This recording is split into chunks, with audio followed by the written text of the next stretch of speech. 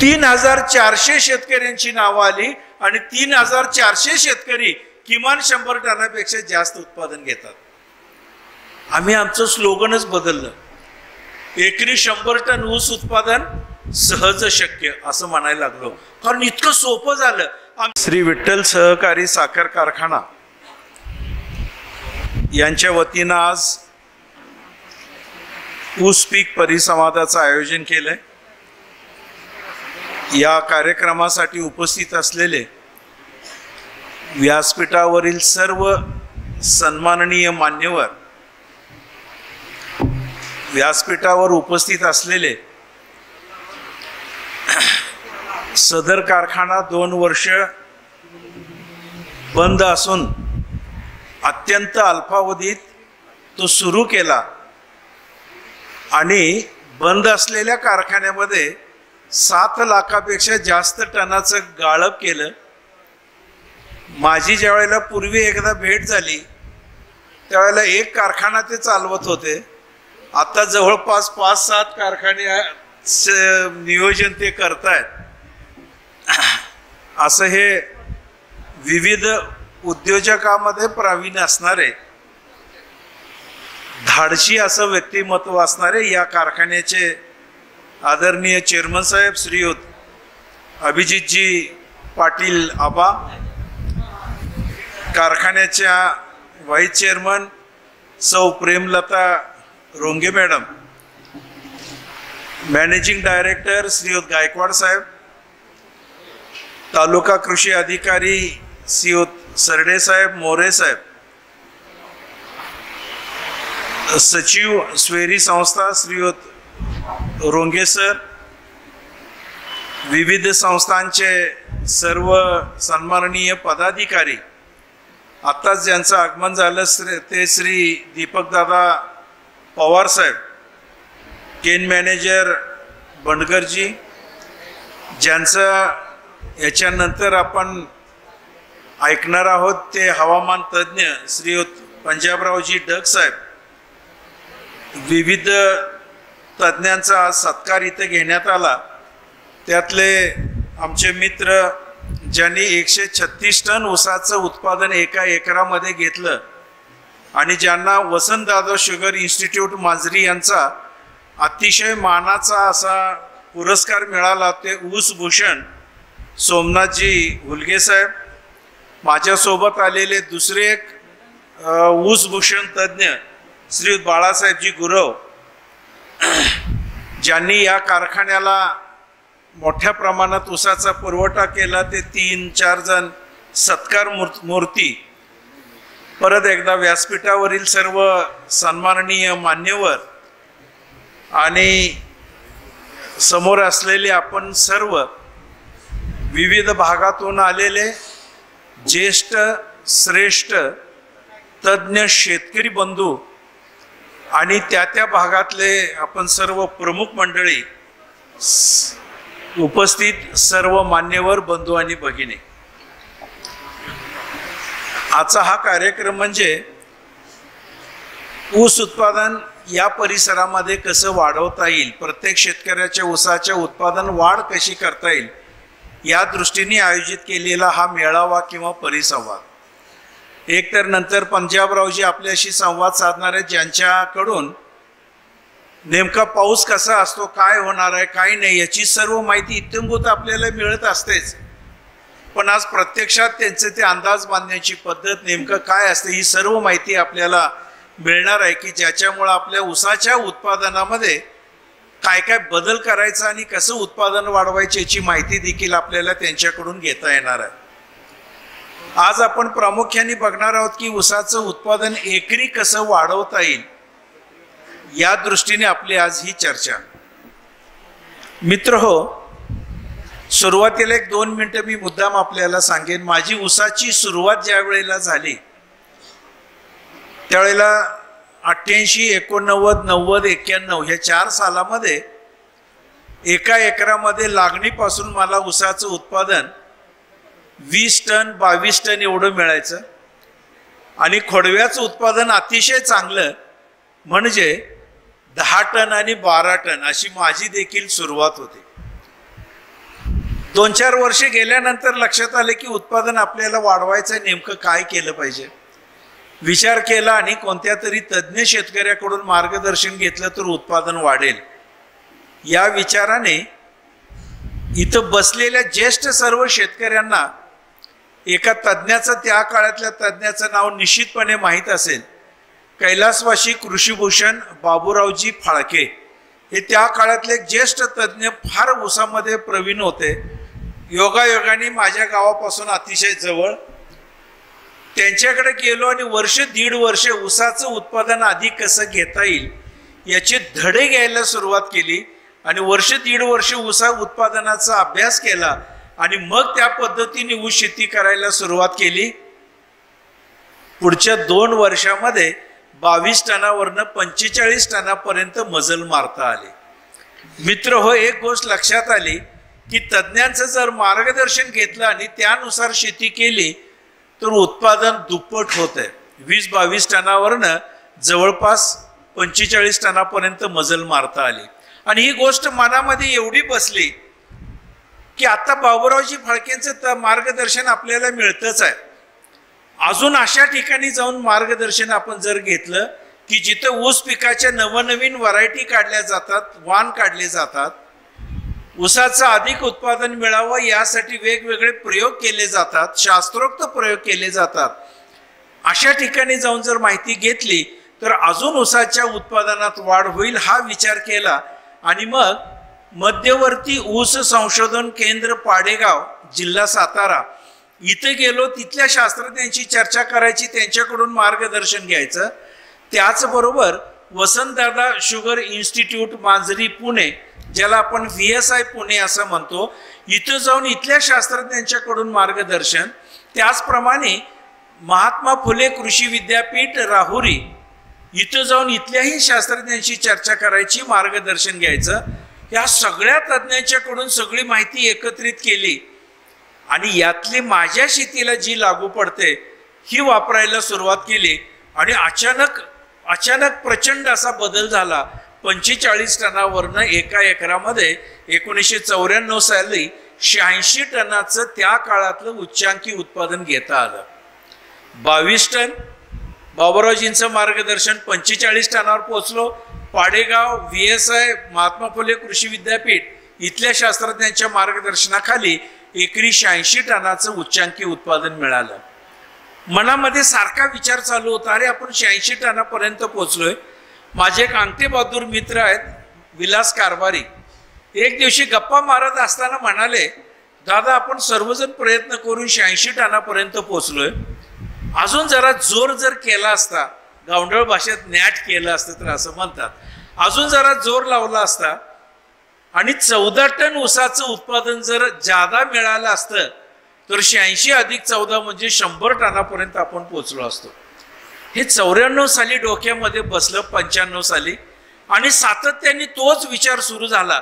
आपण 86 टनापर्यंत पोहोचलोय, पण 100 टन आता गाठणं फार महत्वाचं आहे, नक्की गाठता येईल. परत ह्या सगळ्या वारी सुरू झाल्या. एका बाजूला विठ्ठलाचं दर्शनासाठी वारी असायची आणि मग पाडेगाव VSI महात्मा फुले कृषी विद्यापीठ इकडेही महिन्याची वारी सुरू झाली. काही वेळेला महिन्यातनं 2-2 वेळेला तिथं वारी सुरू केल्या. तज्ज्ञांच्या पुढे जाऊन एकच विषय मांडायचा की साहेब मला एकरी 100 टन ऊसाचं उत्पादन काढायचं आहे, मला रासायनिक खताच्या मात्रा लिहून देता का? डोक्यामध्ये एकच विषय होता. आत्ताच तालुका कृषी अधिकाऱ्यांनी 1-2 मिनिटांमध्ये किती छान माहिती सांगितली. तसं मला वाटायचं की रासायनिक खतं भरपूर टाकली, वेगवेगळी टाकली की 100 टन काढणं काय अवघड नाही. प्रत्येक शास्त्रज्ञ मला बसून घ्यायचा आणि म्हणायचा, दादा तुम्ही 86 टन उत्पादन घेतले, तुमचं खरंच कौतुक आहे. 100 टनाचा प्रयोग करायचा म्हणताय, खरंच अवघड नाही, आपल्याला करता येईल. पण तुम्ही फक्त रासायनिक खतं जी म्हणायला लागलात, ही नुसत्या रासायनिक खताने 100 टन निघणार नाही, त्याच्यासाठी अजून काही गोष्टी तुम्हाला समजावून घेतल्या पाहिजेत, असं ते सातत्याने मला सांगायचे. मी म्हणायचं काय सांगू नका, 86 टन उत्पादन घेणारा मी तज्ज्ञ शेतकरी, मला वाटायचं मला फार सगळं कळतंय, मला आता काय सांगू नका, मला फक्त रासायनिक खतं लिहून द्या.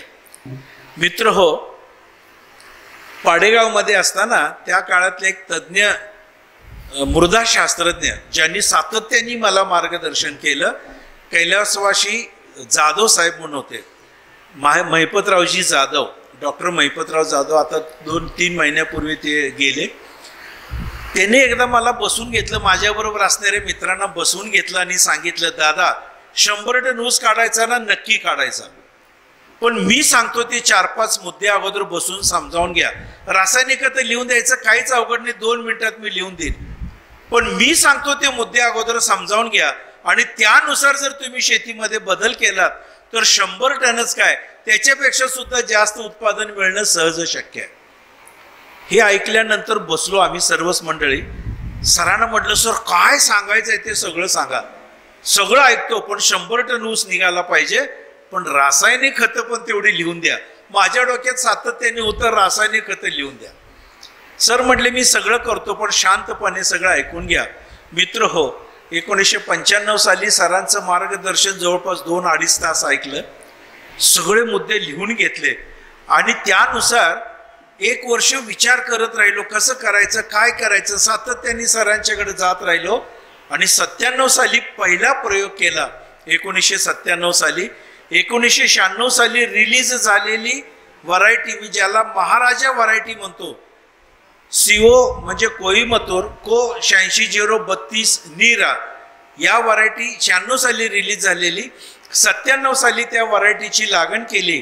सुरुवातीपासूनच त्याला ठिबक सिंचन जोडून घेतलं आणि सर जे सांगतील, शास्त्रज्ञ जे सांगतील त्यानुसार प्रत्येक गोष्ट करत गेलो. 5 एकरावरती ऊसाची लागण होती. कारखान्याला ज्या वेळेला ऊस तुटून गेला त्यावेळेला लक्षात आलं 1 एकरामध्ये 98.5 टन एवढं उच्चांकी उत्पादन त्या काळातलं मिळालं. 98.5 टन म्हणजे 100 टन. 100 टनाचा प्रयोग देखील अत्यंत यशस्वी झाला. मित्र हो, ह्या सगळ्याच्या पाठीमागे एकच गोष्ट आहे, तज्ज्ञांचं मार्गदर्शन, त्यांचं ऐकून केलेला शेतीमधला थोडासा बदल, हा एक अत्यंत महत्त्वाची गोष्ट घडली आणि तिथून मग आम्ही मागं वळून पाहिलंच नाही. 2002 साली पुन्हा प्रयोग केला, 104 टनाचं ऊसाचं उत्पादन मिळालं. असं उत्पादन वाढत वाढत निघालं. 2007 साली काही विद्यापीठातले शास्त्रज्ञ रिटायर झालेले आमच्या भागातच राहायला आले. मग सांगली असेल आणि Kolhapur, doctor Balkrishna Jamadagni sir, doctor Arun Marathe sir, doctor BP Patil sir, आणि ज्यांनी आपल्याला 265 व्हरायटी दिली ते कैलासवासी डॉक्टर RC पाटील सर. असा एक सगळ्यांचा ग्रुप आमचा तयार झाला आणि त्या शास्त्रज्ञांच्या लक्षात आलं की या शेतकऱ्यांचा ग्रुप एक उत्कृष्ट कामगिरी करतो, सांगेल त्या पद्धतीने शास्त्रोक्त बदल करून शेती करतो, त्यामुळे यांना आपण सातत्याने मार्गदर्शन केलं तर अजून उत्पादनामध्ये चांगले उच्चांक करता येतील. म्हणून 2007 साली 125 टन ऊसाच्या उत्पादनाचं लक्ष ठेवलं आणि ह्या सगळ्या शास्त्रज्ञांच्या मार्गदर्शनाखाली प्रयोग सुरू केला. सरीची रुंदी ठरली 4.5 फूट. शक्य होईल त्या शेतकऱ्यांनी ठिबक सिंचन जोडायचं. 419 शेतकऱ्यांनी यामध्ये सहभाग घेतला. राजाराम बापू सहकारी साखर कारखान्याला आमचा ऊस जातो इस्लामपूर तिथं जवळच्या. त्याच वर्षी पहिल्यांदा राजाराम बापू कारखान्याने यादी जाहीर करायला सुरुवात केली. 164 लोकांची यादी जाहीर केली. या 164 लोकांमध्ये सगळ्यात जो खालचा शेतकरी होता त्यांनी 100 टन ऊसाचं उत्पादन घेतलं होतं आणि 1 नंबरचा शेतकरी 127 टनापर्यंत पोहोचला होता. जी 164 शेतकरी 100 टनाच्या पुढे आले आणि मग हे चक्र सुरू राहिलं. सगळ्यांना खात्री पटायला लागली. विविध भागातून शेतकरी आमचे वेगवेगळ्या शेतकऱ्यांचे प्लॉट बघायला यायला लागले. प्लॉट बघितला की त्यांच्याही लक्षात यायचं की नाही काहीतरी उत्पादन निघेल. आम्ही म्हणायचे 110 टन निघेल, ते म्हणायचे नाही 90 टन तरी नक्की निघेल. म्हणजे शेतकऱ्याची मानसिकता हळूहळू बदलायला लागली. 2010 साली परत एकदा प्रयोग करायचा ठरला. 1400 शेतकरी या कार्यक्रमामध्ये सहभागी झाले. आपले महाराष्ट्राचे माजी मंत्री, त्या काळातले गृहमंत्री होते आदरणीय जयंतरावजी पाटील साहेब, यांनी त्या आमच्या कार्यक्रमाचं उद्घाटन केलं आणि 150 टनाचं लक्ष ठेवून काम करायला सुरुवात केली. ऊसाचं उत्पादन 1 एकरामध्ये 150 टन निघेल का? त्या कार्यक्रमाचं नाव ठेवलं लक्ष्य 151 टनाचे. मित्र हो, त्या काळामध्ये सुद्धा 100 टनाच्या वरती अनेक शेतकरी गेले. एक शेतकरी मात्र 150 टन आणि 368 किलो पर्यंत पोहोचला. म्हणजे 150 टन ठरवलेलं सुद्धा एका शेतकऱ्याने उत्पादन काढून दाखवलं. कुंडलवाडी नावाचं आमच्या इथलं गाव आहे, रमेश नावाचा तो शेतकरी. कौतुक फार झालं. मग तिथून पुढे कारखान्यांनी यादी जाहीर करायला सुरुवात केली दरवर्षी. 4 वर्षापूर्वीच्या वेळेला यादी कारखान्यांनी जाहीर केली. साहेब मुद्दाम सांगतो, 3100 लोकांची यादी जाहीर होती, जे 100 टनापेक्षा त्यांचं उत्पादन जास्त होतं. 3100 शेतकरी 100 टनापेक्षा जास्त. गेल्या वर्षी यादी परत जाहीर झाली. ही यादी आम्ही पेपरला देतात, कारखान्यावर तर लावतातच. आमच्या त्या कारखान्याचा अहवाल जो असतो त्या अहवालामध्ये सुद्धा ही यादी असते. त्या यादीमध्ये 3400 शेतकऱ्यांची नावं आली आणि 3400 शेतकरी किमान 100 टनापेक्षा जास्त उत्पादन घेतात. आम्ही आमचं स्लोगनच बदललं. एकरी 100 टन ऊस उत्पादन सहज शक्य असं म्हणायला लागलो. कारण इतकं सोपं झालं.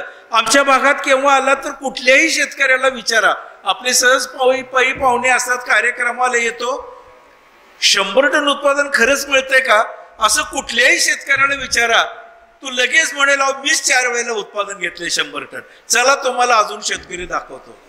हजारो शेतकरी आमची 100 टनापेक्षा जास्त घेतात उत्पादन. आणि हे फार सोपं आहे, सहज शक्य आहे. आपण इथं उपस्थित असलेले सर्व शेतकरी मंडळी, आपण आपापल्या गावामधले प्रमुख मंडळी आहात. सगळे शेतकरी तर या कार्यक्रमाला आलात असं घडत नाही, प्रत्येक ठिकाणी असं असतं. आपण प्रमुख मंडळी आहात. आदरणीय चेअरमन साहेबांच्या वरती प्रेम करणारी सर्व मंडळी. मित्र हो, आपल्याला आज एक आव्हान आहे. आपण सर्व मंडळी इथं जे काही माहिती घ्याल, असं नाही की सगळंच मी सांगणार आहे, सगळं सांगणारच आहे. जेवढं आकलन होईल तेवढं समजावून घ्या, थोडा बदल करा.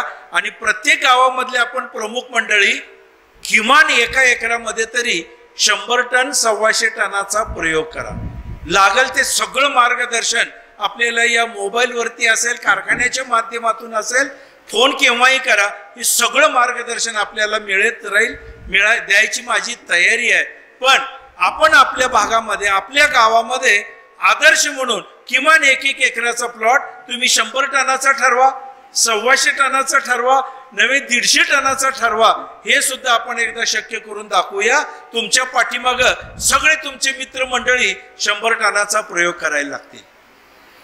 हे नुसत्या कारखान्यासाठी नव्हे, आत्ता आपले दिवस आहेत. आज बघा धडाधड सगळ्या ठिकाणी ऊसाचे दर वाढत निघालेत. कारण आता चेअरमन साहेब मला मगाशी म्हणाले की साखरेचा दर किती वाढतोय, त्यामुळे ऊसाला सुद्धा दर वाढेल. तुमचं आमचं एकच दुर्दैव आहे. खरं तर पंजाबरावजी आले की त्यांच्याशी आपण चर्चा करूयात. गेल्या वर्षी सप्टेंबरमध्ये सलग पडलेला पाऊस, 130-140 दिवस चालणारे कारखाने सरासरीने महाराष्ट्रात 120 दिवसच चालले. उत्पादन 7-8 टन प्रति एकरापासून 15-16 टन प्रति एकर एवढं उत्पादन घटलं. नेहमी आपण 9 ते 10 लाख हेक्टर वरती ऊसाची लागण आपली असते. गेल्या वर्षी ही 14.5 लाख हेक्टर वरती लागण होती. म्हणजे जवळपास 37 लाख एकरावरती ही लागण होती. त्याच्या गेल्या वर्षीपेक्षा साखरेचं उत्पादन वाढायला पाहिजे होतं, पण वाढलं नाही. 10% उत्पादकता आपली कमी झाली.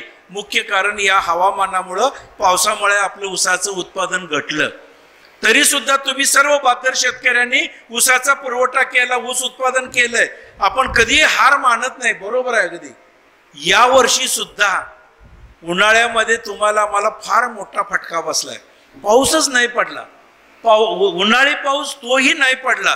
आमच्याकडे तर नदीचं ज्या आमचे इरिगेशन स्कीम आहेत, आम्हाला उपसा बंदी लागू झाली. 2.5 महिने आम्ही ऊसाला पाणी देऊ शकलो नाही. विहिरीमध्ये, बोरमध्ये जे काय थोडंफार पाणी असेल त्या पाण्यावरती आमची ऊसाची शेती कशी तरी आम्ही तग धरून धरली. आता सुद्धा आहे. या परिस्थितीमध्ये जर विचार केला तर जवळपास 15 टनांनी उत्पादकता आमची घटलेलीच आहे. याच्याशिवाय मग आता हे काय अल निनो आलं, अजून काय काय आलं, यांनी ज्या वेळेला आता इथून पुढे पाऊस पडलेलाच नाही आणि असं म्हणतात की एखाद्या वेळेला पडला की पंजाबरावजींना आपण विचारूयात, एखाद्या वेळेला पावसाला सुरुवात झाली तर गेल्या वर्षी सप्टेंबरमध्ये जसा पाऊस पडला तसा जर धो पाऊस आणि महिनाभर पडत राहिला तर ह्या 15 टनात अजून 5-7 टन उत्पादकता घट येण्याची शक्यता आहे. डोळे उघडे ठेवून आपण हे अभ्यास केला पाहिजे आणि त्या दृष्टीने आपल्या शेतीमध्ये थोडा थोडा बदल केला पाहिजे, जेणेकरून आपल्या ऊसाच्या उत्पादनामध्ये एकूण वाढ तर झालीच पाहिजे, पण आता या हवामान आणि पावसामुळे जी घट होते ती सुद्धा कसं भरून काढता येईल या दृष्टीने आपण सर्वांनी प्रयत्न केले पाहिजेत. मित्र हो, माझं खरंच आव्हान आपण प्रत्येकाने स्वीकारा. आपापल्या परिसरामध्ये प्रत्येकजण आपल्या एका एकरामध्ये तरी किमान 100 टनापेक्षा जास्त उत्पादन कसं मिळेल या दृष्टीने प्रयत्न करायचा आहे. आदरणीय सर्व संचालक मंडळ देखील उपस्थित आहे. चेअरमन साहेब येतील आता. चेअरमन साहेबांना, व्हाईस चेअरमन मॅडमना आणि सर्व संचालकांना देखील माझं आव्हान आहे, आपण ही आपापल्या शेतीमध्ये सर्व आपण शेतकरी मंडळी आहोत, किमान 1 एकर 2 एकर 5 एकरामध्ये एकरी 100 टन 125 टन 150 टनाचा आपण देखील प्रयोग करा. तो एक आदर्श घालून आपण सर्व शेतकऱ्यांना देऊया. आपल्या शेतीमध्ये जर हा प्रयोग आपण केलात, याला सुद्धा 100% मार्गदर्शन करूयात. फार सोपं आहे, सहज शक्य आहे. आपण देखील जर असं प्रोजेक्ट उभे केलेत आणि तुम्ही शेतकऱ्या मंडळींना मार्गदर्शन केलं तर सर्व शेतकरी मंडळी आपले 100 टनापेक्षा जास्त उत्पादन घेतील. खरंच काही अवघड नाही, फार सोपं आहे. त्यासाठी 5 मुद्दे आहेत. 5 मुद्दे मी समजावून घेऊन शेतीमध्ये बदल केला. तेच 5 मुद्दे आपल्या समोर मांडणार आहे. समजावून घ्या.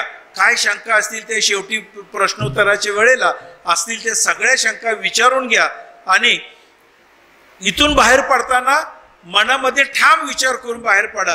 एकरी 100 टन ते 150 टन यातलं कुठलं निवड करायची आहे ती करा. संपूर्ण मार्गदर्शन करूयात आणि 100 टनापेक्षा जास्त उत्पादन आपल्याला घ्यायचं आहे हे पक्क मनामध्ये ठाम हे करून घ्या.